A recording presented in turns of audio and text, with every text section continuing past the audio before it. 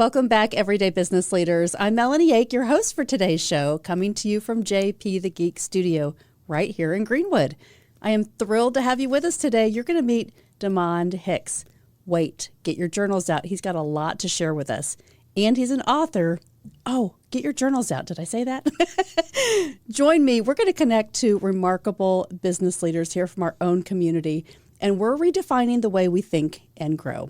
But remember, subscribe to our channel, turn those notifications on so you never miss an episode. Are you ready? Let's meet DeMond.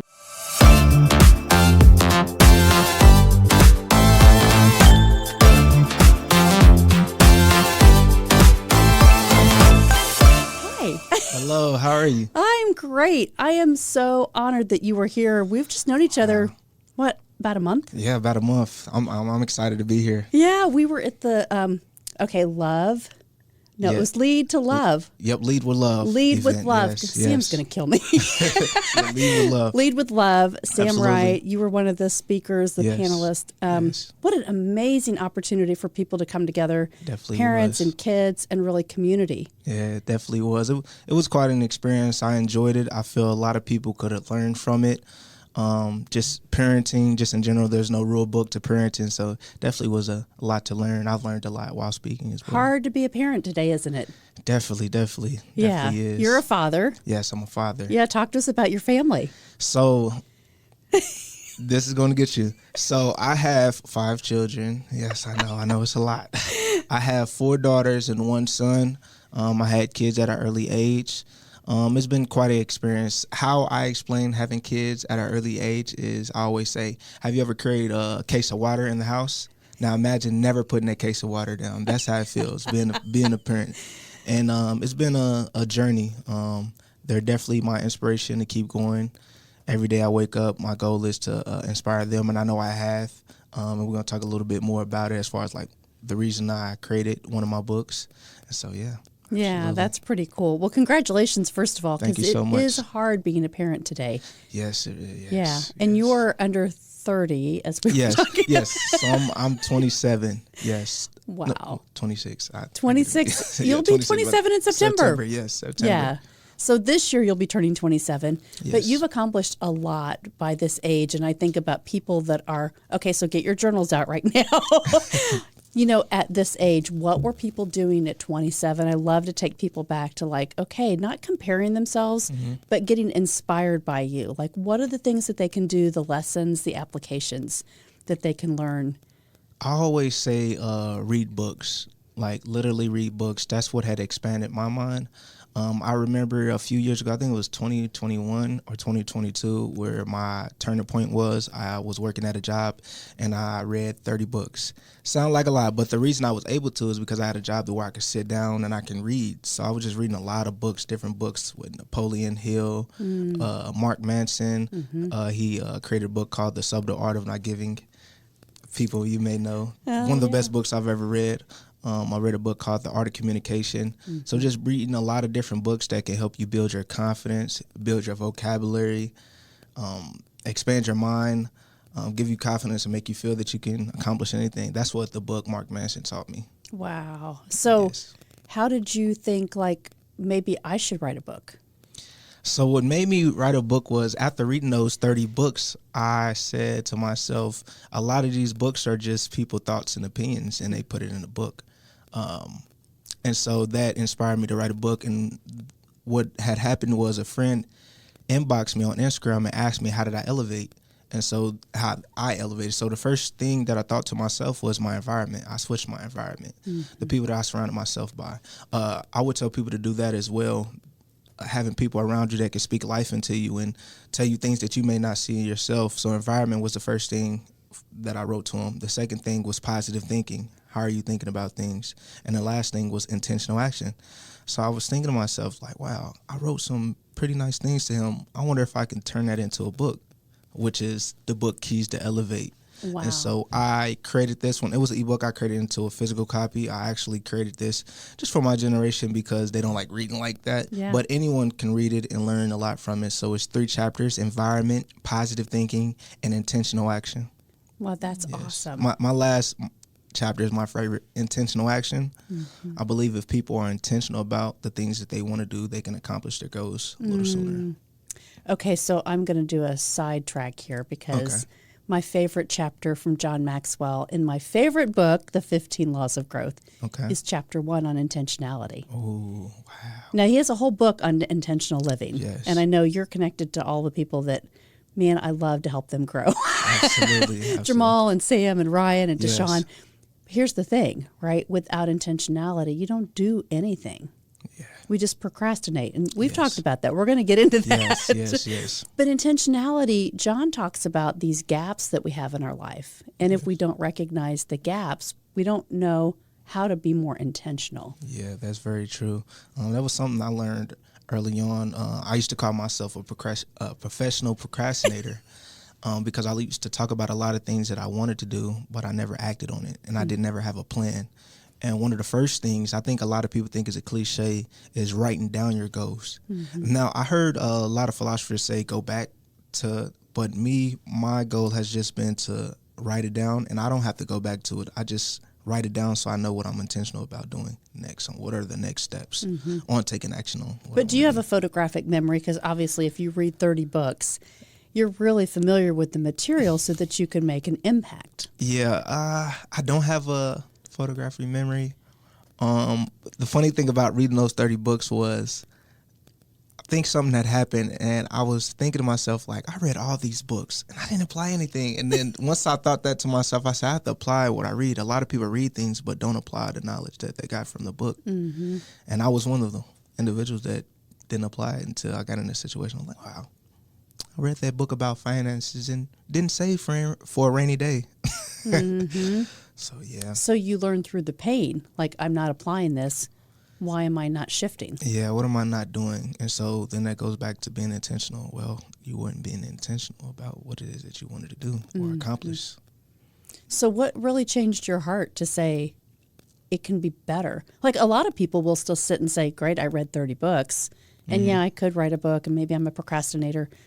But the belief is what started, I believe this is my journey that I've learned through personal growth, that it's the belief that you had inside of you that something shifted to make you feel like I have value and my story, my life, my process, my kids, I deserve more. Yeah. I think it was from when I first started my podcast. After I read those books, I started a podcast. And that was the first thing that I acted on. And once I seen the reaction from the audience of what I was saying to them and seeing the paragraphs that I was getting sent to me, it was like, whoa, this is what happens when you take action on your goals. Like, you can impact people. So if someone's listening to this now, someone's waiting on you. I have a friend that says, if you can't find the one, be the one. So if you can't find the person to do it for yourself. That was a very powerful quote. And so I think that was a turning point, seeing what happens when I take action and seeing how impactful it could be on my children, on my mother, the people that surrounded by me. You never know who you can inspire. No, you never know who you're going to inspire. You never know. Yeah. You never know. So talk to me about the inner circle, right? John Maxwell talks about this a lot. The 5 people that you surround yourself with are really the people that help you grow. Absolutely. And that is so hard when you're changing because you think, well, these are my friends or this is my family. Who changed in your life? What was the biggest change that you had to make? Wow. I talk about this in Keys to Elevate. I used to have a friend that I would hang with when I was younger.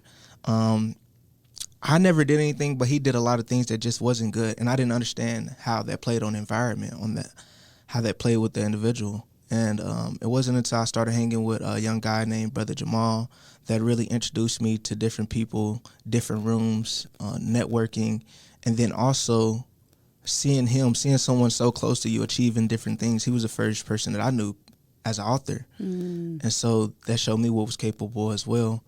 And so a circle that I have right now is I have a buddy named Tyrus Duncan, which he has a brand called Everybody is Somebody, which he's inspired me every day. Jashawn, you've met Jashawn, a great young man. He has a podcast where he speaks positive. Brother Jamal, he has his own board game He has his own children book, gaming app, and surrounding yourself with people like that only helps you because it shows you what's possible and they keep you in a positive mindset. Mm-hmm. So I think when people surround themselves with people that has high energy, it reflects off of you as well. Mm-hmm. It's the hardest shift, though, right? It's the hardest shift from people to say, yeah, but I was so comfortable. Yeah. These people comforted me, Yeah. right? That's why they call it comfortable. Yeah.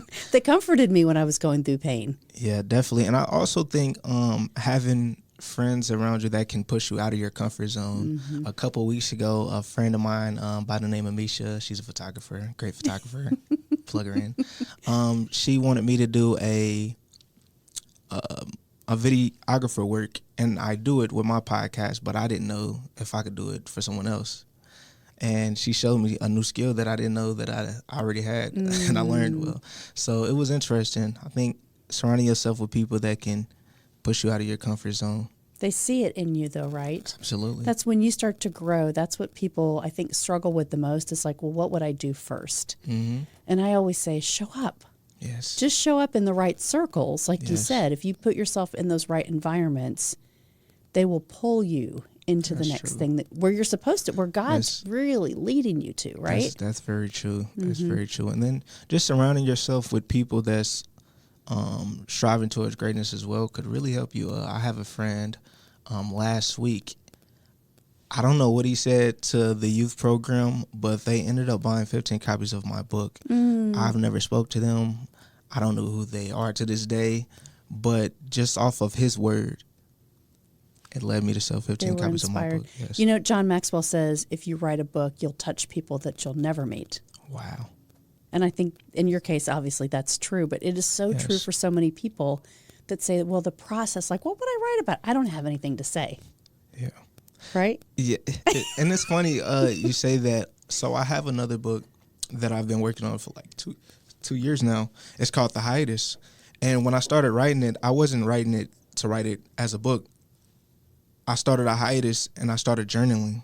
And what I was writing in my journaling is, I don't know what I'm going to write today, but I guess I feel. And as you write, you're going to write how you feel. So whatever you're thinking, just write that.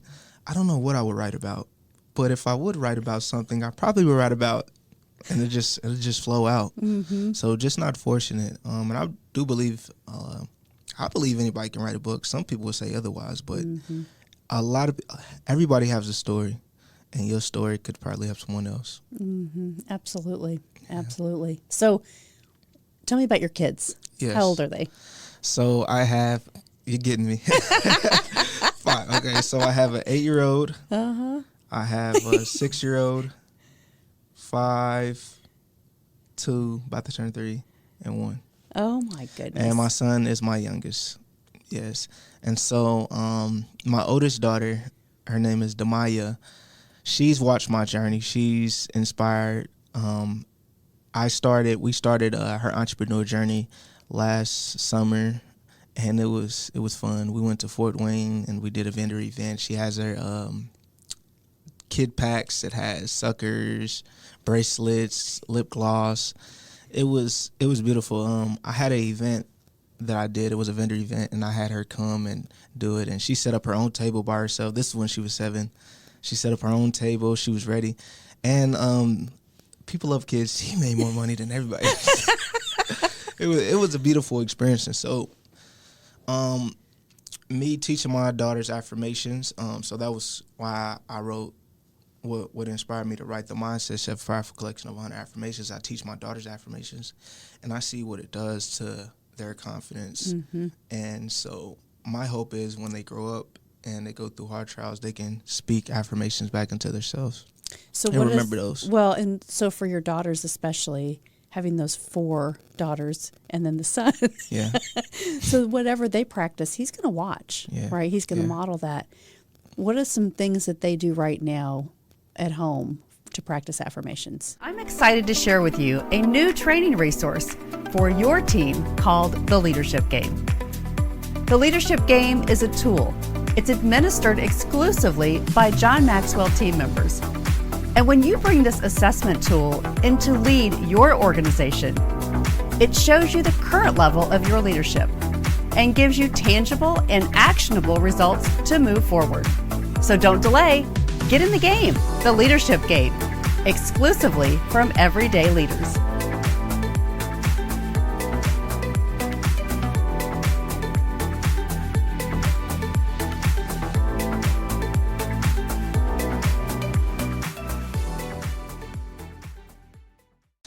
So we have, if you go look at my Instagram, I have quite a few videos of them saying it. So my favorite thing to do is, quick story, sorry, side note.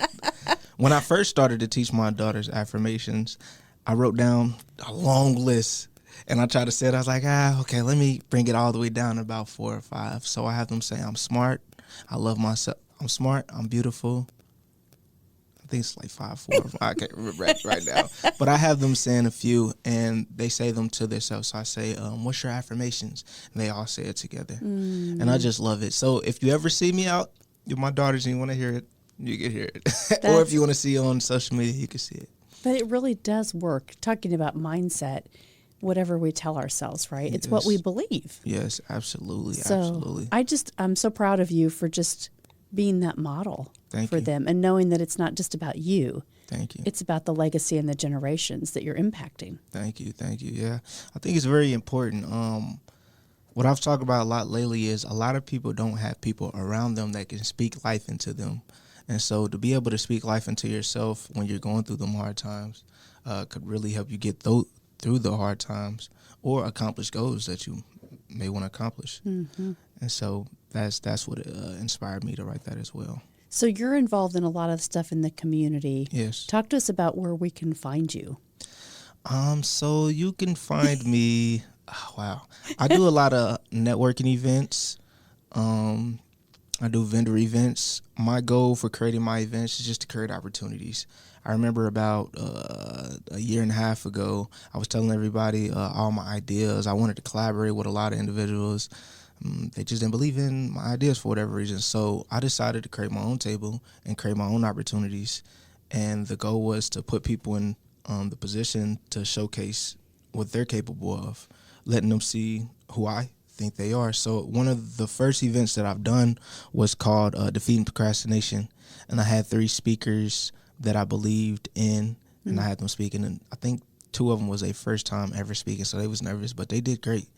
The next event I did was an art show, and I created opportunities for a few artists that don't get a lot of opportunities. And I did an event. The event was called I Decided to Fly. I did another art show, did a few more vendor events. The last event that I did was a women's event. And I had someone say, hey, how could you do a women's event? Well, my idea was to create an environment, a safe space, an intimate environment to where it would only be around 10 to 12 women networking at a round table, speaking with one another. I actually do have a lady by the name of Miss Denise that facilitated for me. I had an idea to create a space to where they can come and be in a room, and there's not one person just speaking. Mm-hmm. Everyone can speak about their business. Everyone can tell or ask for advice, and that was a goal for them to sit at the round table, ask for advice, a small, intimate thing that they can do. And so I've done about 3 of those, and I think that was pretty impactful. You're creating the space. Yes. You know, visionaries kind of lead that way, right? Yes. They say, know the way, go the way, show the way. Yes. And that's what you're doing. Absolutely. Unlocking that opportunity for people. Absolutely. That's so important. Yes. Yeah. Because there's a lot of people still that go, yeah, you know, I'm just not into it, or I'm just going to go have this job and I'll just survive, and whatever it is, it is. And I can't because I don't want to, because we put those phrases in our mind. Yes. And yet you just are this positive ray of light that's like, let's go. Let's make it happen. Yes. And I feel a lot of reason I do a lot of things as well is because I just want to inspire people and show people what's possible. Whatever you set your mind to, you literally can do. And that's even with the first book. Someone may say, "Oh, it's small. It's only 3 chapters." It's impact people. If there's something that you want to do, you can do it.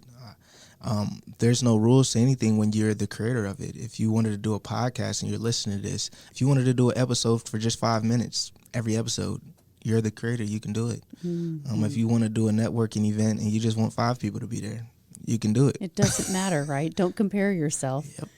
That's one of the intentionality gaps. I want to say this as well. So I think another reason I was able to achieve a lot of my goals is because I have a secret. So if I have an idea in my head, I act on it before I tell a lot of people. A lot of people, they have an idea and they tell a lot of people, and a lot of people tell them why it's not going to work. Mm-hmm. And they tell you it's not going to work because they don't believe they can do it, or they don't believe, they haven't seen it be done. So so my secret is I have it in my head, I do it, and then I release it to the world. Yeah. So your writing process, do you physically write it down? Do you type it? Do you speak into like an audio note, or how do you process that? So the book that I'm currently writing, called The Hiatus, I've been writing in a journal and over to the computer, which has been horrible. I don't know why. Yeah. But lately, I've been writing in my notes, and then I transfer it over, and I kind of just speak from my heart. So I have another one that I'm actually going to write. It's called "Surround Yourself with Love. It Heals Depression," and that one I actually wrote a blog about that you guys could go check out. It was very touching. I was very vulnerable in it as well. So that's the process of me writing, just writing how I feel at the moment, being okay with being open, being okay with coming back to it, stopping, taking breaks. What I like to do is I put my headphones on and I type up on YouTube meditation music, and I try to dive very deep in. I remember doing that with my first book. I went to the library, put my headphones in, and I just dived in deep to write what it is that I wanted to say on my heart. And I believe a lot of people can do that. It's a lot of people that has voices, and they may be scared or don't believe that people will listen to them. And I think otherwise. So, big question, because a lot of people say, well, I don't have time for that. Do you schedule this time? Do you put it on your calendar to say, I'm going to go just make this time, morning, noon, night, weekend? Do you schedule this into it, or do you just go, okay, I'm inspired, I need to go write?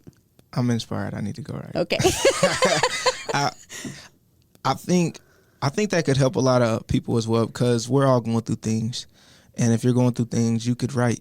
You can write. I remember, I think it was about 2 weeks ago, I was sitting in the car and I was kind of just feeling a little down, and I was just staring in front of me. And I instantly got inspired to write because I literally seen a tree waving at me. And I was looking at the tree and I said, wow, I'm going to write about this. Like, the tree is waving at me. And it was just an interesting experience. But it's where your mind goes, right? Yes. It's kind of like what you see. You're a visionary. You have that gift in your heart to kind of see something different. Absolutely. And I feel a lot of people do. It's just, I was an introvert, but I've learned how to be an extrovert. I didn't go out much, and it wasn't until a friend of mine, person I was hanging around, he said, hey, I like a lot of stuff that you do, but you don't go out a lot. You don't network. You don't surround yourself with other people that can help you grow. And I started doing that. I went out to networking events, and I've learned how to be an extrovert. But in heart, I'm an introvert. I'm an introvert too. I get it. Yeah, I think a lot of people are introverts and they don't know how to step out of their comfort zone. But it's all a learning experience. As far as even speaking, a lot of my first speaking events was last year. I was nervous, stomach was turning. Yeah, but congratulations. Look, the power of reflection, right? Absolutely. So what's your process? Like after the event that you guys had, the Lead with Love. Yes.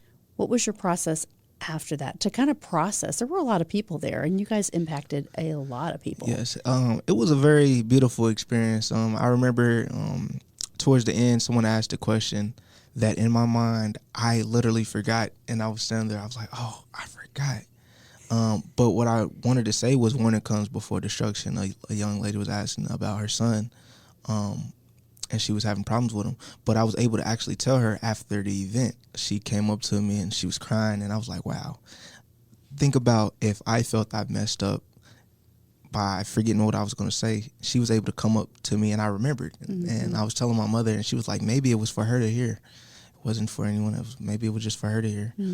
And so the process after speaking, I'm always overstimulated after doing an event. I just sit there and just take it all in. It's a beautiful feeling when you have an idea and you see it manifest and you just sit there and say, wow, I did it. And that action, it helps you with procrastination, right? Yes. Because once you can see the results, like, hey, it did matter. Yes. It did matter. But unless we actually do that. Yes. And so I love what you said is telling people, give themselves permission to create it. Don't wait for somebody else. I didn't get that opportunity, or this isn't the right time, or I don't have enough money. Like, there are always people that want to sponsor you to help put something together and collaborate. Absolutely. I think that's what I've learned is it's huge when you find that space and the people that you meet for the first time, like you and I met. Absolutely. And I'm like, I see your heart. Let's go. Let's celebrate the things that are happening, right? Absolutely. And I really appreciate that. That's why I just want to be an example, and I want to inspire people. And also, the road is rocky for all of us. I love watching documentaries. The reason I love watching them because I can see people journey. And when you see all of these successful people, the last documentary I watched was with Elon Musk. And they said at a point in time, he had to spend all of his money and he was on his last leg, but he achieved his goal. If you look at Elon Musk, Jeff Bezos, all of the individuals that are successful, they all had journeys of hardship during their success or journey towards success. And so for the people that's listening and watching, you can do it. Just continue to strive towards it. It's going to be hardships, but the other side will be beautiful. The other side will be beautiful. Other side will be beautiful. So I have a little card game that I've been playing with people. Are you game? Yes. Okay. Yes. So in the center of the table, we went to visit a restaurant during vacation, and it's called Food for Thought. Okay. So these are quotes. These are questions just about, philosophy, life, generalizations, kids sometimes. But would you draw the card on the top and read it, and then just give us your thoughts? What is the difference between a person of success and a person of value? Ooh. Wow. I love this one. So this is by Albert Einstein. He says, try not to become a person of success, but rather a person of value. Wow, that's very interesting. I guess my first question would be, what is someone's definition of success? What is the difference between a person of success and a person of value? I would say it goes back to, I think, why you're doing it. We went real quick. I went to Ball State to do an event, which is called Let's Talk About Life, me and my friend. When we went there, one person showed up. We traveled an hour to go. And I feel what me and him spoke about down there gave that one person value. And I think maybe what he means by this is someone consider it being a successful event if it was a lot of people. Instead, I was focused on the impact and the value that I can make on that one individual. I love that. What's your thoughts? No, I think the same. I always think, why does somebody do something? Yes. Like, what's your motivation behind it? And if it is to check a list, if it's to get a degree, if it's to have a credential, right? A lot of people through COVID were like, oh, I got to get a certification and all these things to be valuable. Right. Instead of, gosh, maybe if you do one thing and do it well and follow your heart, then you can bring value, right? If you know you have value, John Maxwell always said, like, let's know that we have value so that we can add value to people. Absolutely. And I think that's kind of where it starts. Yes. And then success, success is kind of a factor of the things that you do. And I talk about this all the time because John Maxwell has really made me think about significance. So that's where I want to end with you. Like, what do you think your significance will be in the world at 26 years old? What's your mindset on? Is it do you know yet in the next 10, 15, 20 years, what do you want Damon Hicks in your life and your legacy to be? That's a good one. I think I get asked that a lot, so I think I already have my answer. My answer is I think I've already inspired who I truly wanted to inspire, and that was my children. And I feel on top of that, I've inspired a lot of individuals in general, just off of my actions. So I have a friend, I always tell him, I'm not a motivational speaker. I feel like I'm a motivational action taker because I take action on my goals, which inspires other individuals to take action on their goals. Watch out.